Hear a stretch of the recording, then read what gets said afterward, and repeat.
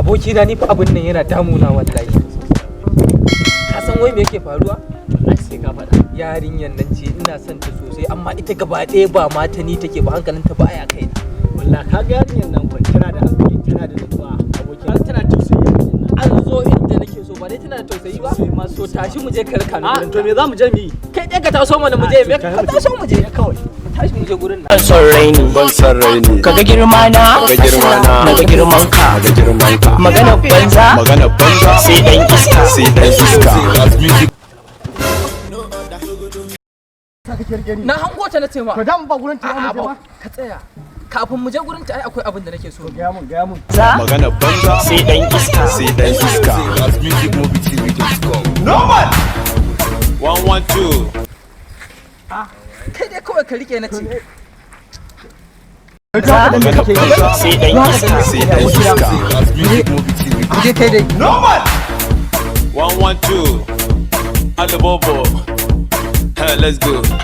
Ya kama ni na rasa yadda zanari a cikinsa, ina neman kidan idanuwa na duk na kosa, burgu nake kuma ba ido garan ba hannaye na ƙasa, idan na ji muryar ki ko ina nake sai na tasa, duran da na ga tabbas da ke zan miƙe kare in rasa ki ko zan rasa rayuwa ta zana biki so sanadi da ke zanya rayuwa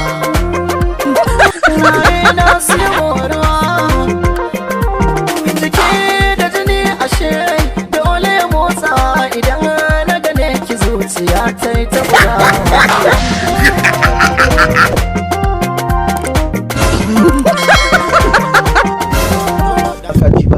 Wallahi tashe nake yi.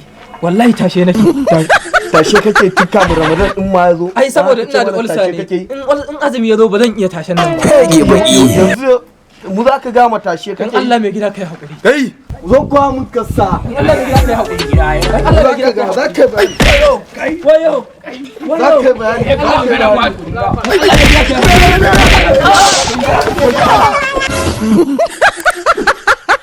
danna subscribe kana sai ka danna alamar ƙararrawa domin samun saƙonninmu idan mun ɗora. Mun gode.